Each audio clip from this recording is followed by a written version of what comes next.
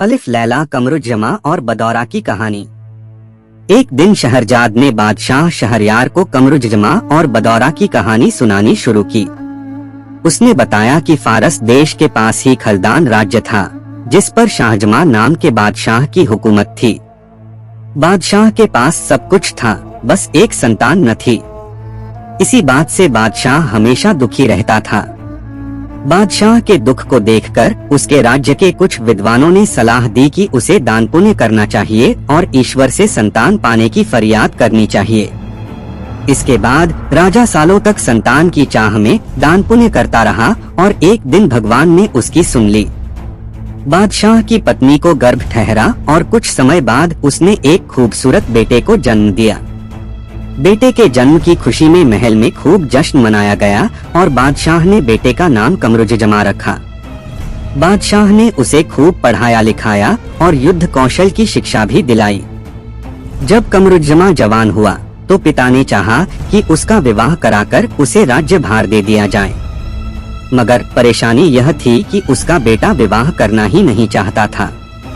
इसलिए जब बादशाह ने अपने बेटे के सामने विवाह की बात रखी तो उसने इस बात से साफ इनकार कर दिया। इस पर उसकी मां ने कमरुज्जमा को काफी समझाने की कोशिश की, लेकिन वो नहीं माना। गुस्से में बादशाह ने कमरुज्जमा को महल से दूर एक काल कोठरी में बंद करा दिया। उसी काल कोठरी में कमरुज्जमा के लिए खाने पीने का इंतजाम कर दिया गया। साथ ही पढ़ने के लिए कुछ किताबें भी भिजवा दी गईं। मगर शहजादे पर इसका कोई असर नहीं हुआ। शहजादा अपने आप में ही खुश था। जिस काल कोठरी में शहजादे को बंद किया गया, उसी काल कोठरी के पास एक कुआं बना हुआ था। उस कुएं में मैमून नाम की एक परी रहती थी। हर रात की तरह जब परी कुएं से निकलकर बाहर घूमने जा रही थी, तभी उसकी नजर वहां मौजूद सैनिकों पर पड़ी। उसने पास जाकर देखा तो सैनिक बंद पड़ी काल कोठरी के बाहर पहरा दे रहे थे। काल कोठरी पर बाहर से ताला भी लगा हुआ था। परी ने इससे पहले वहां किसी को भी नहीं देखा था, इसलिए परी अपनी शक्तियों का इस्तेमाल कर उस कमरे में चली गई। वहां उसने कमरुज्जमा को सोते हुए देखा। उसकी सुंदरता को देख परी मोहित हो गई। परी ने इससे पहले कभी इतना सुंदर युवक नहीं देखा था। परी ने सैनिकों की बातों से अनुमान लगा लिया कि यह बादशाह का बेटा है और शादी से इनकार के कारण उसे यह सजा दी गई है। वह सोच में पड़ गई कि आखिर क्या वजह होगी जो इतना सुंदर शहजादा शादी ही नहीं करना चाहता। यह सोचते हुए परी आसमान में उड़ गई। तभी उसे अपने पीछे किसी और के होने का एहसास हुआ। परी एकदम से पीछे मुड़ी और पूछा, कौन है? तभी एक जिन्न उसके सामने आया। उसने परी से कहा कि मैं जिन्न नहस हूँ। तब परी ने पूछा, तुम इतनी तेजी से कहाँ जा रहे हो? जिन्न नहस ने परी को बताया कि चीन के एक राज्य के बादशाह गोर हैं, जिनकी बेटी का नाम बदौरा है। वह बड़ी सुंदर है। शायद ही दुनिया में कोई दूसरा उस जैसा खूबसूरत होगा। सब उस शहजादी से शादी करना चाहते हैं, लेकिन उसे किसी से शादी ही नहीं करनी है। शादी के लिए उसके बार बार मना करने से परेशान होकर उसके माता पिता ने उसे एक अंधेरे कमरे में बंद करा दिया है। मैं उसे ही देखने जा रहा हूँ। इतना सुनते ही मैमून परी ने जिन्न से कहा कि कुछ ऐसा ही एक शहजादे के साथ भी हुआ है। उसे पास में ही एक कमरे में बंद करके रखा गया है। वो उस लड़की से कहीं ज्यादा सुंदर है। तुम बेकार में ही पराए देश की लड़की की तारीफ कर रहे हो। जिन्न ने जवाब देते हुए कहा, अगर तुम्हें इतना यकीन है तो दिखाओ मुझे वो कैसा दिखता है। तभी अचानक बदौरा की नजर अपने हाथ में मौजूद हीरे की अंगूठी पर पड़ी। यह उसकी अंगूठी नहीं थी। यह देखकर उसे और भी हैरानी हुई। इस पर उसने शहजादे का हाथ देखा तो शहजादे के हाथ में उसे अपनी नीली अंगूठी दिखी। उसे लगा कि शायद बेहोशी में ही माता पिता ने इस सुंदर लड़के से मेरी शादी करा दी है। यह सोचते सोचते अचानक शहजादी भी बेहोश होकर गहरी नींद में चली जाती है। उधर बहस करते करते परी और जिन्न भी थक चुके थे, इसलिए उन्होंने बदौरा को वापस उसकी काल कोठरी में ले जाने का फैसला किया। फिर क्या था, जिन्न ने जादू किया और पल भर में परी और जिन्न शहजादी को लेकर उस काल कोठरी में पहुंच गए जहां शहजादी को बंद करके रखा गया था। दोनों ने शहजादी को काल कोठरी में ठीक वैसे ही लिटा दिया जैसे वह पहले सो रही थी। उसके बाद परी और जिन्न अपने अपने रास्ते चल देते हैं। अगली सुबह जब कमरुज्जमा जगा तो उसे वह लड़की नहीं दिखी जो रात में उसके बगल में सोई हुई थी। इस पर शहजादा बेचैन हो जाता है और सोचता है कि उसके पिता ने उसके जागने से पहले ही शायद शहजादी को बुलवा लिया होगा।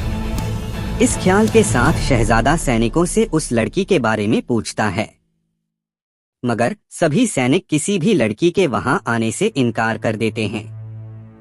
सैनिकों की बात सुनकर शहजादा आपा खो देता है और सैनिकों को मारने पीटने लगता है।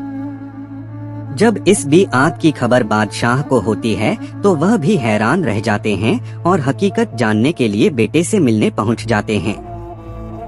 कमरुज्जमा से बात करके बादशाह उसे बहुत समझाने की कोशिश करते हैं कि वहां कोई भी लड़की नहीं आई और न ही उन्होंने किसी लड़की को उसके पास भेजा था। बादशाह शहजादे से कहते हैं, बेटा तुमने जरूर कोई सपना देखा होगा। मगर शहजादा मानने को तैयार न था कि जो कुछ भी रात को हुआ वह एक सपना था। थक हार कर बादशाह अपने सेवकों से कहते हैं, जाओ किसी हकीम को लेकर आओ। लगता है कि शहजादे की तबीयत ज्यादा ही बिगड़ गई है। इतना सुनते ही शहजादे ने अपने पिता को उस लड़की की नीले रंग की अंगूठी दिखाई। उसे देखकर बादशाह हैरान हो गए। उन्होंने सबसे पूछवाया कि वह नीला रत्न कौन सा है, लेकिन उनके राज्य में और पूरे फारस में ऐसा रत्न किसी ने नहीं देखा था।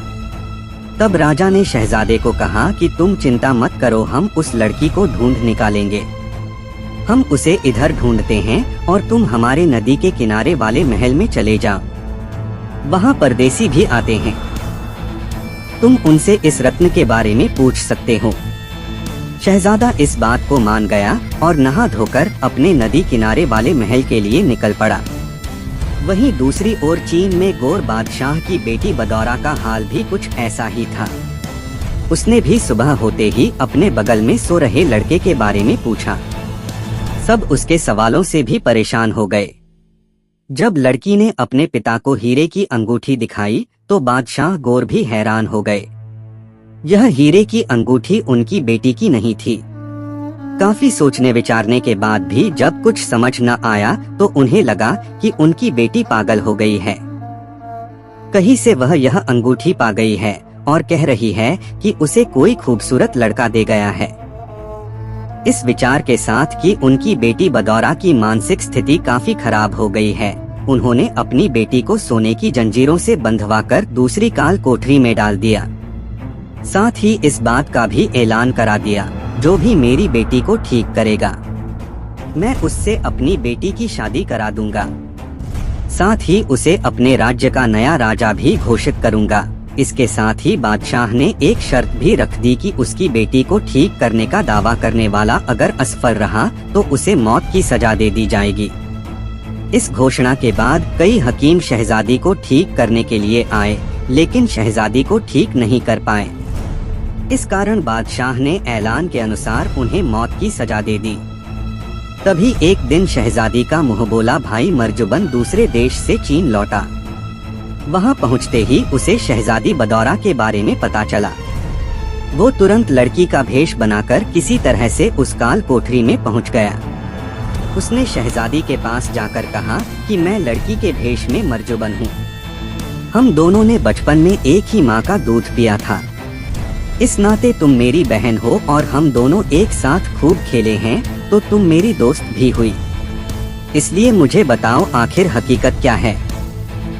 ऐसा क्या रोग तुम्हें लग गया जिसके कारण बादशाह ने तुम्हें यूं बेड़ियों में बांध के रखा है? बदौरा ने कहा, मर्जुबन तुम दूसरों की तरह मुझे रोगी मत कहो। इतना कहने के बाद शहजादी ने उसे अंगूठी और उस रात के बारे में बताया। यह सब सुनकर मर्जुबन हैरान हो गया। उसने कहा कि वैसे तो तुम्हारी बात यकीन करने लायक नहीं है, फिर भी मुझे तुम पर भरोसा है। अब तुम चिंता मत करो, मैं उस लड़के को कहीं से भी ढूंढकर तुम्हारे पास लाऊंगा। इतना कहकर वो वहाँ से छुपते छुपाते निकल गया। अब मरजुबन हीरे की अंगूठी वाले लड़के की खोज करने लगा।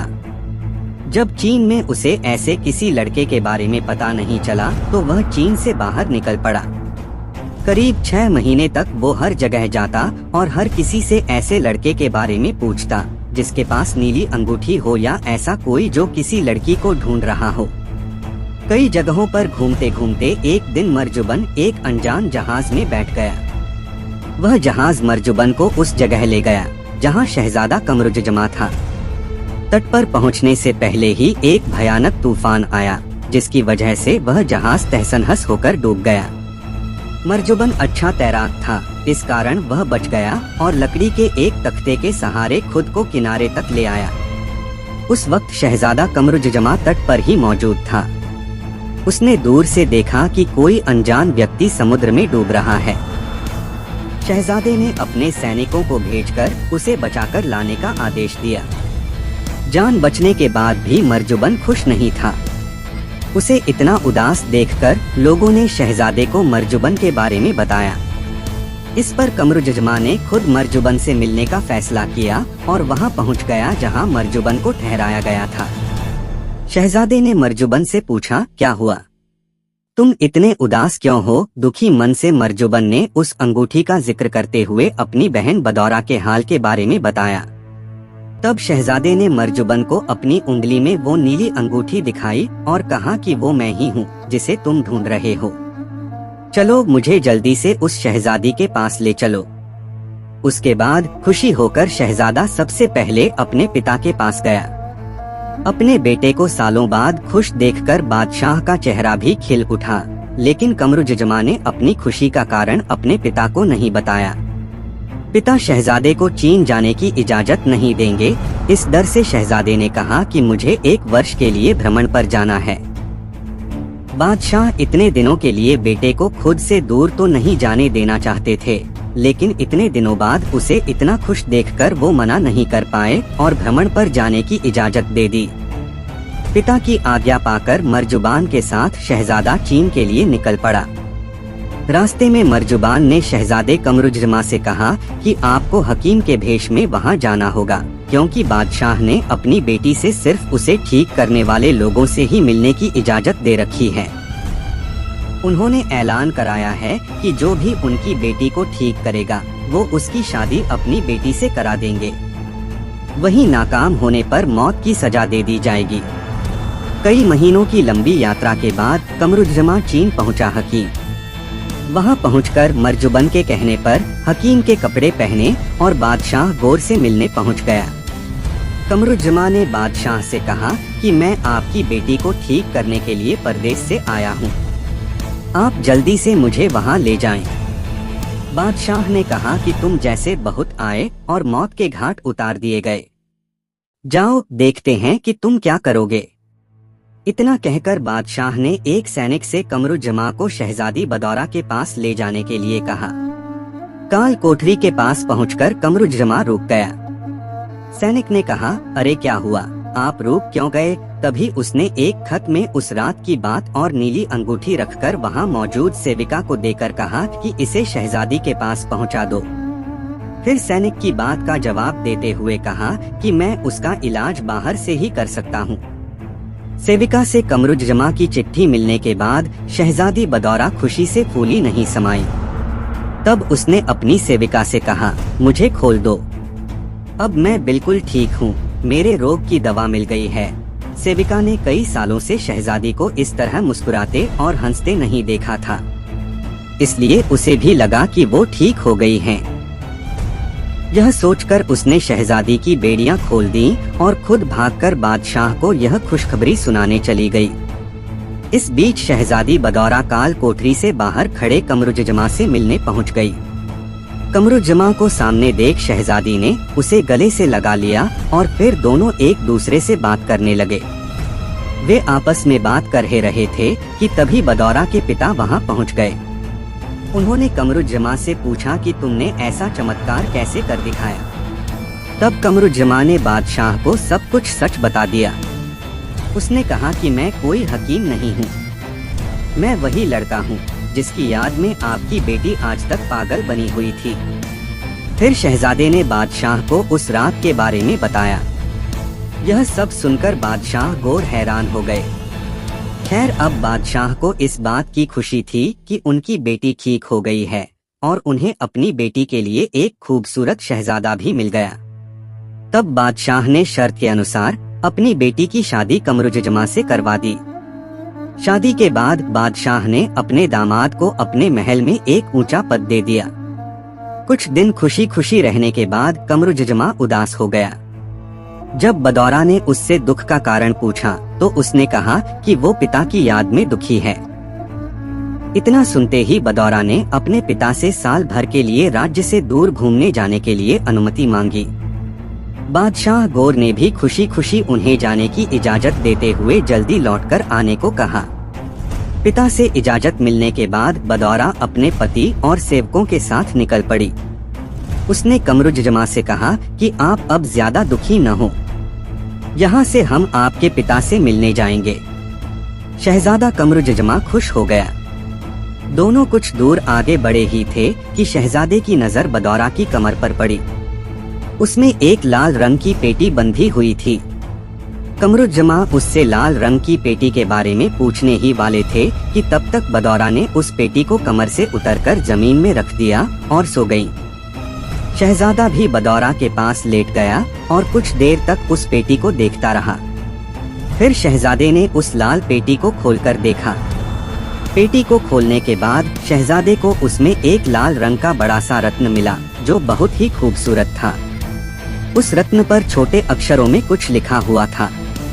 कमरुज़्ज़मा उसे खोलकर देख ही रहे थे कि तब तक कहीं से एक बड़ा पक्षी आया और उस रत्न को लेकर उड़ गया। काफी देर तक शहजादे ने उस पक्षी का पीछा किया, लेकिन वो पक्षी पकड़ में न आया। थक हार कर शहजादा एक पेड़ के नीचे बैठ गया। उसी पेड़ के पास वो पक्षी भी आ गया। उसे देखकर कमरुज़्ज़मा फिर दौड़कर उसका पीछा करने लगा। भागते भागते कमरुज़्ज़मा किसी अनजान राजा के नगर में पहुंच गया। वहां कोई भी उससे बात नहीं कर रहा था। उसने कुछ दूर में एक बगीचा देखा। कमरुज़्ज़मा को भूख लगी थी। वो दौड़कर बाग के अंदर जाने लगा। अनजान व्यक्ति को बगीचे की ओर तेजी से आते देख बगीचे के माली ने बाग का गेट बंद कर दिया। माली ने कहा, तुम इस राज्य के नहीं लगते हो। राज्य तो छोड़ो, तुम इस देश के भी नहीं लगते हो। यहाँ परदेशियों को देखते ही मार दिया जाता है। जल्दी से यहाँ से भाग जाओ। इतना सुनकर कमरुज़्ज़मा ने अपना पूरा हाल सुना दिया और कहा कि मैं भटकर यहाँ पहुँच गया हूँ। आप मुझे अपने देश जाने की दिशा दिखाएं। माली को उस पर तरस आ गया। उसने कहा कि तुम यहाँ रहकर कुछ खा लो और आराम कर लो, लेकिन यहाँ तुम्हें सबसे छिपकर रहना होगा। माली ने आगे कहा कि तुम जिस द्वीप से आए हो वो करीब 1 साल की दूरी पर है। वहाँ जाने के लिए हर साल एक जहाज जाता है। मैं तुम्हें उसमें बैठा दूंगा। तब तक तुम यहाँ आराम से रह सकते हो। कमरुज़्ज़मा ने ठीक वैसा ही किया। उधर कमरुज़्ज़मा की पत्नी बदौरा की जब नींद खुली तो वो अपने बगल में पति को न पाकर परेशान हो गई। उसने बगल में अपनी कमर की लाल रंग की पेटी को खुला देखा।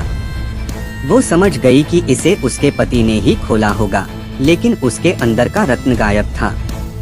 असल में वह एक यंत्र था जिसे बदौरा की माँ ने उसकी हिफाजत के लिए उसे दिया था।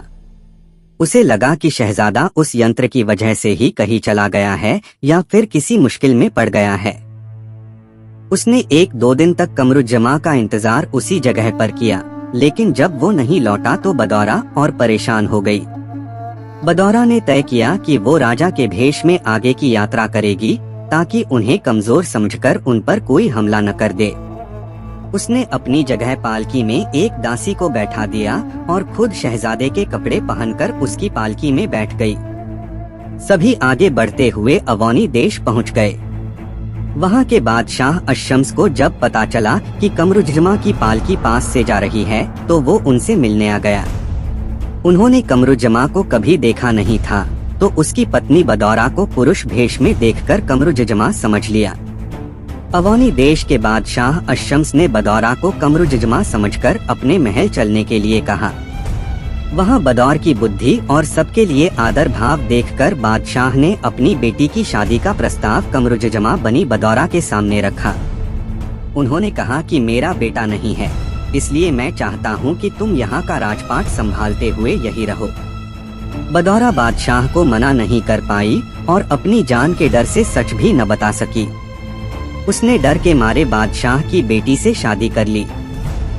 विवाह की पहली रात ही बदौरा ने अवनी देश के बादशाह अशम्स की बेटी को सब सच बता दिया।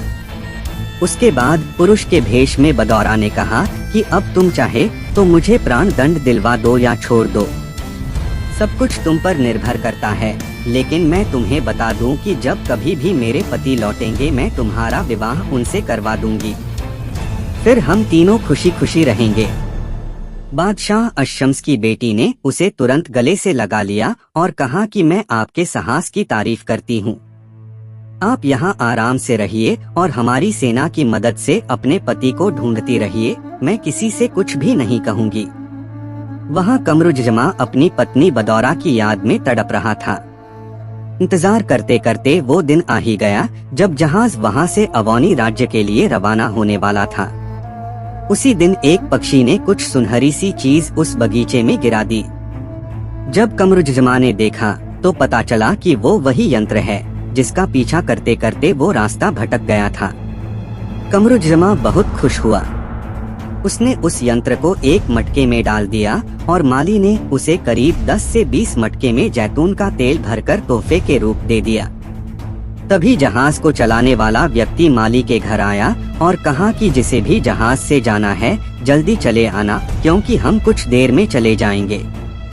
इतने में कमरुजजमा ने कहा कि मुझे जाना है, मैं कुछ देर में आ जाऊंगा, लेकिन तब तक आप मेरे मटके लेकर जहाज में रख दीजिए। जहाज के कप्तान ने सारे मटके जहाज पर रखवा दिए। तभी अचानक माली की तबीयत खराब हो गई और कमरुजजमा जहाज वक्त पर जहाज पर नहीं पहुंच पाया।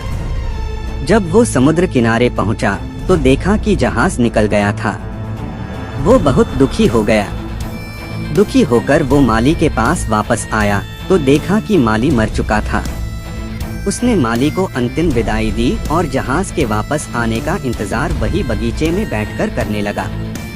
अब शहजादा माली की जगह पर रोज बगीचे की देखभाल करता और रात को बदौरा को याद करके सो जाता। जब जहाज अवनी के तट पर पहुंचा तब वहां कमरुजजमा के भेष में बदौरा उसी जहाज के पास पहुंच मौजूद थी। उसने जहाज चलाने वाले और उसमें मौजूद व्यापारियों से कहा, इसमें जितना भी जैतून का तेल है वो मुझे दे दो। कमरुजजमा के कहे अनुसार सभी ने अपने अपने जैतून के तेल के मटके उसे बेच दिए। तभी बदौरा की नजर उन मटकों पर पड़ी जिसे कमरुजजमा ने जहाज पर रखवाया था। बदौर ने पूछा कि ये मटके किसके हैं, इनमें क्या है?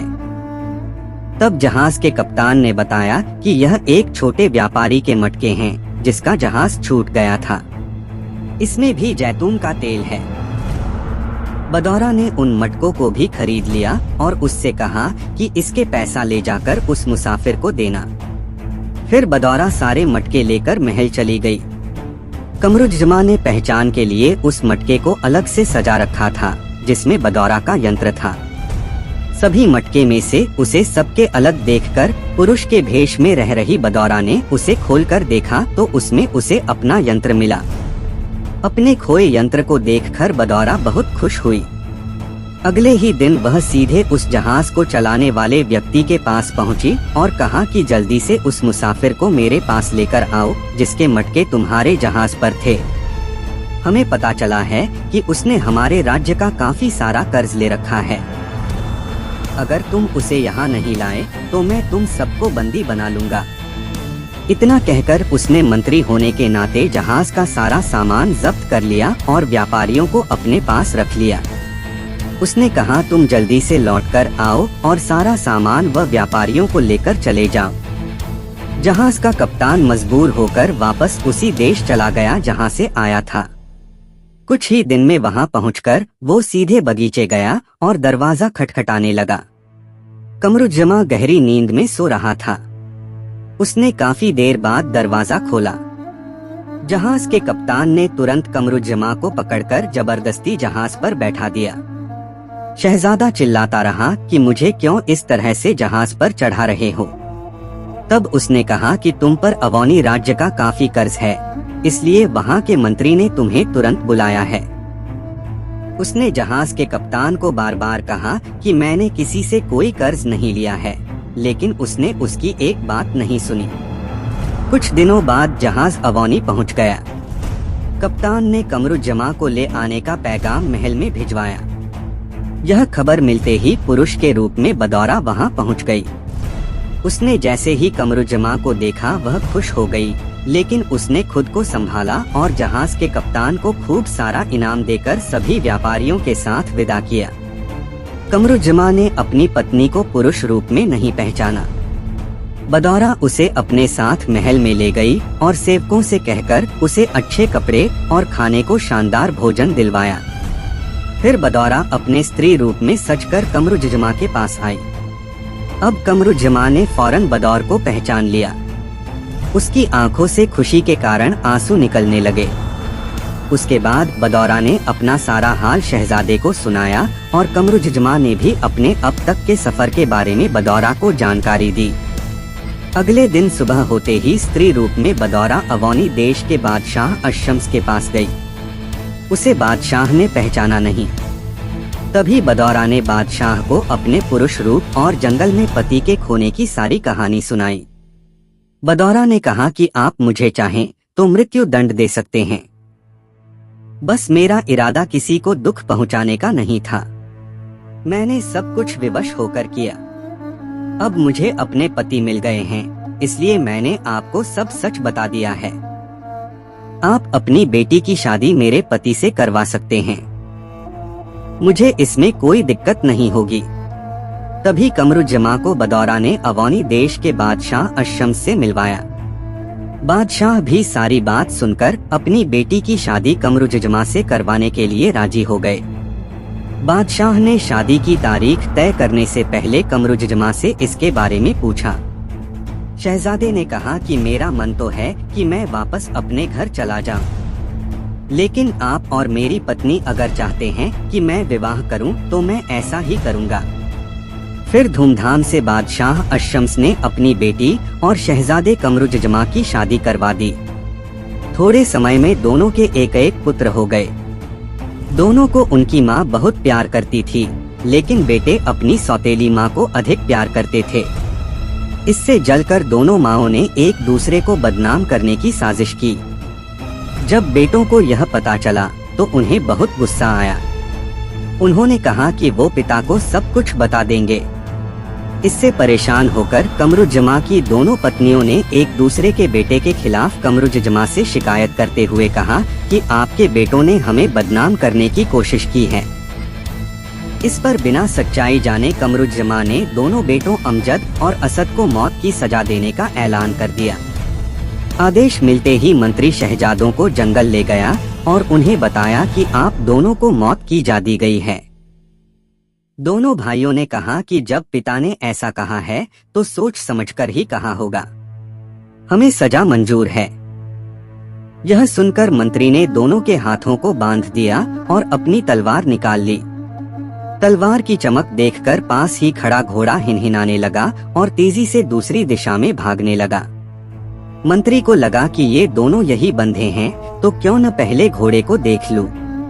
वह घोड़े के पीछे दौड़े और उनके सामने एक शेर आ गया। अमजद और असद दोनों दूर से यह सब देख रहे थे। उन्होंने जल्दी से रस्सी तोड़ी और असद ने मंत्री को शेर से बचा लिया व अमजद ने घोड़े को पकड़ लिया। फिर असद और अमजद ने मंत्री को कहा कि अब हमें बांधकर मौत की सजा दे दीजिए। इस पर मंत्री ने रोते हुए कहा कि आप दोनों ने मेरी जान बचाई तो मैं आप लोगों को कैसे मार सकता हूँ। आप दोनों यहाँ से किसी दूसरे देश चले जाइए। मैं आपके कुछ कपड़ों को शेर के खून से लथपथ करके बादशाह को दिखा दूंगा। दोनों भाइयों ने ऐसा ही किया और जंगल में भटकते भटकते नदी के रास्ते से एक नए देश में पहुँच गए। वहीं मंत्री भी शेर के खून में लथपथ कपड़े लेकर बादशाह के पास पहुँचा। अपने बच्चों के मरने की खबर सुनकर बादशाह दुखी हो गया। तभी उन्हें पता चला कि उसकी दोनों पत्नियों ने ही एक दूसरे को बदनाम करने के लिए पत्र लिखा था और फिर इल्जाम उसके बेटों पर लगा दिया। इस बात पर बादशाह को बहुत गुस्सा आया और उसने अपनी दोनों पत्नियों को जेल में डाल दिया। उधर नए देश पहुँचे असद और अमजद ने यह तय किया कि पहले एक व्यक्ति आगे जाकर किसी से मदद मांगेगा, फिर दूसरा उसके बुलावे पर ही आगे आएगा। यह तय करके असद आगे को बढ़ा। तभी उसे एक बूढ़े ने अपनी बातों में फंसाकर बंदी बना लिया, क्योंकि उसे बलि के लिए एक आदमी चाहिए था। रोज 2 लड़कियां जेल में जाकर असद उसकी पिटाई करती और खाने के लिए दिन भर में सिर्फ 2 रोटी देती। असद का पूरे एक दिन इंतजार करने के बाद अमजद आगे बढ़ा। उसे लगा कि उसका भाई मुसीबत में है। उसने एक दर्जी से पूछा कि क्या आपने मेरे भाई को यहाँ देखा है? वो मेरे जैसे ही कपड़ों में कल इधर आया होगा। दर्जी ने कहा कि हो सकता है कि तुम्हारा भाई उस बूढ़े के हाथ लग गया हो। वो सभी परदेशियों को अपनी बातों में फंसाकर बलि चढ़ाने के लिए ले जाता है। अमजद ने फिर उससे पूछा कि यहाँ से अवनी राज्य कितना दूर है? उन्होंने कहा करीब 5 महीने लग सकते हैं। यह सोचते हुए अमजद आगे जा रहा था कि उस नगर के बादशाह के सैनिकों ने उसे पकड़ लिया। बादशाह ने अमजद से पूछा कि वो इस राज्य में कैसे पहुंचा। उसने बादशाह को अपनी पूरी कहानी सुना दी। उसकी कहानी सुनकर बादशाह बहुत प्रभावित हुए और कहा कि तुम्हें तुम्हारे पिता ने ही मरवाने के आदेश दिए। अब हम तुम्हें यहाँ अपना बेटा बनाकर रखेंगे और तुम्हारे भाई को ढूंढने में भी मदद करेंगे।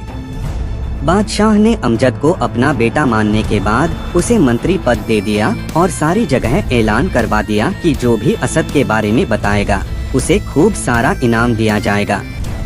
कई सारे जासूस और सैनिक भेजकर असद को ढूंढने की कोशिश की गई, लेकिन असद का कोई पता नहीं चल पाया। असद रोज उन 2 लड़कियों की मार खाता और रोते हुए सो जाता। धीरे धीरे उसके बलि चढ़ाने का दिन भी नजदीक आ गया। असद को बलि चढ़ाने के लिए एक जहाज में बैठा दिया। उस जहाज की जांच करने के लिए बादशाह के कुछ सैनिक भी पहुंचे, लेकिन असद को उन्होंने संदूक में छुपा रखा था। वो किसी भी सैनिक को नहीं दिखा। सैनिकों के जाते ही उन लोगों ने असद को संदूक से बाहर निकालकर उसके पैरों को बांध दिया। तभी अचानक उल्टी दिशा में हवा होने के कारण जहाज कवाला राज्य की जगह एक ऐसे राज्य में पहुंच गया जहां मर्जीना नाम की रानी का राज्य था। रानी मर्जीना उस वक्त समुद्र के किनारे ही थी। जहाज को अपने राज्य के समीप देखकर वह खुद जहाज के पास पहुंच गई। असद के पैर में बेड़ियां और उसकी खराब हालत को देखकर मर्जीना को बहुत गुस्सा आया। उसने सबसे कहा कि तुम दुश्मन देश के लोग हो, मैं चाहूं तो तुम सबको मार दूं, लेकिन मैं ऐसा करूंगी नहीं। तुमने जिसे इस तरह बांध कर रखा है उसे छोड़कर मेरे हवाले कर दो और फौरन यहाँ से भाग जाओ। उसके बाद रानी मर्जीना ने असद को अच्छे कपड़े और खाना दिया। उसके बाद कुछ देर असद के साथ मर्जीना बाग में घूमने लगी। फिर असद ने उसे अपनी पूरी कहानी सुनाई। यह सब सुनकर मर्जीना को काफी दुख हुआ। उसने अपने राजमहल का पैसों संबंधी कामकाज देखने के लिए असद को रखने का फैसला किया। फिर दोनों ने कुछ देर बात की और मर्जीना अपने महल में चली गई, लेकिन असद वही बाग में ही सो गया। असद को बलि चढ़ाने के लिए ले जा रहा बहराम चुपके से मर्जीना के बाग में पीने लायक पानी लेने के लिए आया। तभी उसने असद को भी वहां देखा तो पानी और असद दोनों को लेकर वह चला गया। सुबह होने से पहले ही बहराम जहाज लेकर भाग गया। सुबह जब मर्जीना को असद कहीं नहीं दिखा तो वह परेशान हो गई। काफी देर तक उसने असद के न मिलने पर मर्जीना को बहराम पर शक हुआ। रानी मर्जीना ने तुरंत अपने सारे जहाज निकलवाए और बहराम के देश की ओर बढ़ने लगी। कुछ घंटों में ही मर्जीना के सभी जहाजों ने बहराम के जहाज को घेर लिया। मर्जीना को वहां देखकर बहराम ने असद को समुद्र में फेंक दिया। असद को अच्छे से तैरना आता था। वो तैरते हुए किनारे पर पहुंच गया और एक मस्जिद में जाकर सो गया। उधर मर्जीना ने उनका जहाज किनारे में उतारकर पूरी तलाशी ली, लेकिन असद मिला नहीं। बहराम ने जहाज से उतरकर जैसे ही नगर की ओर देखा तो उसे पता लगा कि यह उसी का शहर है। फिर बहराम छुपते छुपाते उसी मस्जिद में पहुंच गया जहां असद को सो रहा था। उसने असद को देखकर उसे फिर उसी जेल में पहुंचा दिया जहां से उसे लाया था। बहराम ने कहा कि असद, तुम इस साल बली से बच गए, लेकिन अगले साल नहीं बच पाओगे। दोबारा उस जेल में उन लड़कियों में से एक लड़की बोस्तान आई जो रोज असद को मारती थी। उसे देखकर असद ने कहा कि इससे तो अच्छा होता कि मेरी बलि ही चढ़ जाती। उस लड़की ने कहा कि मैं तुम्हें आज से नहीं मारूंगी। मुझे समझ आ गया है कि तुम्हें इस तरह से रोज मारना और दुखी करना गलत है। फिर असद ने कहा कि भले ही तुम न मारो, लेकिन वो दूसरी लड़की तो मुझे जरूर मरेगी। तब बोस्तान ने कहा कि आज के बाद से सिर्फ मैं ही इस जेल में आऊंगी और तुम्हें बिना मारे अच्छी अच्छी चीजें खाने के लिए दूंगी। कुछ दिनों के बाद बोस्तान के कानों तक वह ऐलान पहुंचा कि जो भी अमजद के भाई असद को ढूंढ कर लाएगा उसे खूब पैसा मिलेगा। अगर किसी के घर में असद मिला तो उसका घर खुदवाकर सभी को प्राण दंड दिया जाएगा। यह बात सुनते ही किसी तरह से बोस्तान ने असद को जेल से बाहर निकाला और वहां लेकर गई जहां से ऐलान की आवाज आ रही थी। सेवकों ने असद के मिलने की जानकारी सीधे मंत्री अमजद को दी। वह सीधे असद के पास पहुंचा और उसे गले से लगा लिया। उसके बाद वो असद और बोस्तान को बादशाह के पास लेकर चला गया। बादशाह ने वादे के अनुसार उन्हें खूब सारा पैसा दिया और जिसने असद को बंद करके रखा था उसके घर को खुदवा दिया। साथ ही वहां मौजूद सभी लोगों को पकड़कर बादशाह के पास लाया गया। उस जहाज के कप्तान बहराम ने बादशाह से दया की भीख मांगते हुए कहा कि मैंने तो जैसा मालिक ने बताया वैसा ही किया, आप मुझे छोड़ दीजिए। बादशाह ने सिर्फ उसके मालिक और परिवार वालों को दंड दिया और बाकी सबको खर्चे के पैसे देकर छोड़ दिया। सजा न मिलने पर बहराम ने अजमद और असद से कहा कि मुझे अभी पता चला है कि आप बादशाह कमरुजजमा के बेटे हैं। मैं कुछ समय पहले आपके राज्य गया था। मुझे वहाँ पता चला कि आपके पिता आप दोनों की याद में बहुत रो रहे हैं। उन्हें आपकी माताओं की साजिश के बारे में पता चल गया था और उन्हें अपनी करनी पर पछतावा है। उन्हें उनके मंत्री ने भी बता दिया था कि आपको उसने प्राणदंड नहीं दिया है। तब से वो आप दोनों को ढूंढ रहे हैं। बहराम ने आगे कहा कि मेरे पास जहाज हैं। आप चाहें तो मैं आप दोनों को वहां पहुंचा सकता हूं। इस बात को सुनकर दोनों भाई खुश हो गए और बादशाह से अपने घर जाने की आज्ञा मांगी। तभी सामने से एक बड़ी सी सेना के आने की खबर बादशाह को मिली। उन्होंने तुरंत अमजद को जाकर देखने के लिए कहा कि पता करो किस दुश्मन ने हम पर हमला किया है। वहां पहुंचकर अमजद को पता चला कि जहाज में एक महिला बड़ी सी सेना के साथ आ रही है। अमजद ने उस महिला से सेना के साथ आने का कारण पूछा तो महिला ने बताया कि मैं मर्जीना हूँ। बहराम नाम का कप्तान मेरे पास से असद को लेकर भाग आया है। उसे मैंने अपने महल में काम पर रखा था। अमजद ने मुस्कुराते हुए कहा कि असद मेरा छोटा भाई है, आप उससे यहीं मिल सकती हैं। हम उसे बचाकर ले आए हैं। यह सुनकर मर्जीना बहुत खुश हुई और सेना को पीछे उसका इंतजार करने के लिए कहकर आगे की ओर बढ़ गई। अमजद ने उसे बादशाह और असद से मिलवाया। इतने में एक और सेना उस राज्य की तरफ आने की खबर मिली। दोबारा अमजद उनसे आने का कारण पूछने के लिए गया। इस बार पता चला कि चीन से बादशाह गोर अपनी बेटी बदौरा और दामाद को ढूंढते हुए वहां पहुंचे हैं। अमजद को जैसे ही उनके बारे में पता चला तो उसने तुरंत उनको आदाब करते हुए कहा कि मैं बदौरा और कमरुजजमा का बेटा यानी आपका नाती हूँ। अभी मेरे पिता अवानी में खुशी खुशी माँ के साथ रह रहे हैं। इतना सुनते ही बादशाह गोर ने अपने नाती को गले से लगा लिया। अमजद उन्हें भी बादशाह के पास ले गया और असद से परिचय करवाया। अभी सब लोग आपस में बात कर ही रहे थे कि अचानक एक और बड़ी सी सेना की उस राज्य की ओर आने की खबर मिली। बादशाह ने अमजद से कहा, जरा जाकर देखो कि यह तीसरी सेना किसकी आ रही है। अमजद ने जाकर पूछताछ की तो पता चला कि उसके पिता कमरुज्जमा वहां अपनी सेना के साथ अपने बेटों की तलाश में आए हैं। यह देखकर अमजद जल्दी से अपने पिता के गले लग गया। वह उन्हें जल्दी महल में ले गया और तीनों बाप बेटे गले लगे। फिर कमरुज्जमा ने अपने ससुर यानी चीन के बादशाह गोर को भी वहां देखा और खुशी से उन्हें आदाब कहा। अब कमरुज्जमा, उसके दोनों बेटे, उनके ससुर मर्जीना उस राज्य के बादशाह के साथ बैठकर बातें कर रहे थे। उसी वक्त चौथी सेना की टुकड़ी की उनके राज्य की ओर आने की खबर आई। बादशाह ने कहा, आज तो हमारे राज्य में चारों तरफ से सेनाएं आ रही हैं। देखो अब कहीं सच में कोई दुश्मन तो नहीं आ गया है। अमजद एक बार फिर सेना के बारे में जानने के लिए पहुंच गया। तब उसे सेनापति ने बताया कि कमरुज्जमा के पिता सालों से अपने बेटे की तलाश में इधर उधर भटक रहे हैं। वो अपनी सेना के साथ अपने बेटे के बारे में जानने के लिए खलदान से आए हैं। अगर आपको कमरुज्जमा के बारे में कुछ पता हो तो बता दीजिए। अमजद ने हंसते हुए कहा कि खलदान के बादशाह को आप यहाँ बुला लीजिए। अब जिन्हें आप ढूंढ रहे हैं उन्हें और खोजने की जरूरत नहीं पड़ेगी। वो यहीं इसी राज्य में कुछ ही दूरी पर हैं। कमरुज्जमा के पिता को जैसे ही यह समाचार मिला वो खुशी के मारे रोने लगे। वो दौड़ते हुए अमजद के साथ आगे बढ़े। अमजद उन्हें सीधे वहां ले गया जहां सब एक साथ बैठे थे।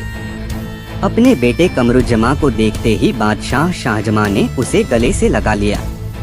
अपने बेटे से शाहजमां ने कहा कि ऐसा क्या हो गया कि तुम आज तक मेरे पास लौटकर नहीं आए?